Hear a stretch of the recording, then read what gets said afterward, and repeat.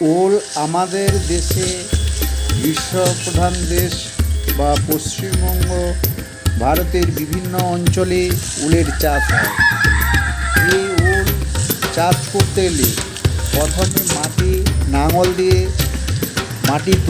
ভিতরে মাটি তৈরি করে নিতে হবে। তারপর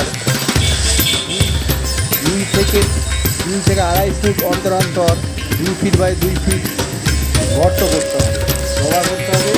তারপর সেই ডোবাতে কম্পোস্ট বা ভার্মি কম্পোস্ট সার দিয়ে চারাগুলো রোপণ করতে হবে, বীজগুলো রোপণ করতে হবে। তারপর ওই বীজগুলো আস্তে আস্তে অঙ্কুরিত হবে।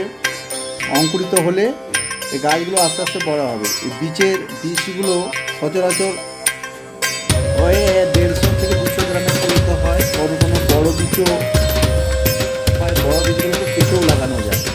এই বীজ মোটামুটি লাগানো 4 থেকে 5 মাস পর এই গাছ গোড়াতে যে কাণ্ড মূলটি খাবার উপযুক্ত হয়।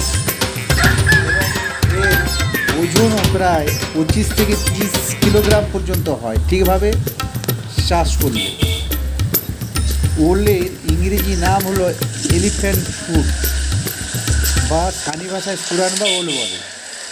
ওলে প্রচুর পুষ্টি উপাদান রয়েছে, পর্যাপ্ত পরিমাণে ক্যালোরি রয়েছে, ফ্যাট, প্রোটিন, পটাশিয়াম, দ্রাবণীয় fibre, vitamin B6, B1, folic acid, niacin, vitamin A, beta carotene শরীরকে রোগ থেকে রক্ষা করতে সাহায্য করে, কোলেস্টেরল কমাতে, ডায়াবেটিস নিয়ন্ত্রণ করতে রাখতে, ক্যান্সার প্রতিরোধক, ওজন কমাতে, স্ট্রেসের জন্য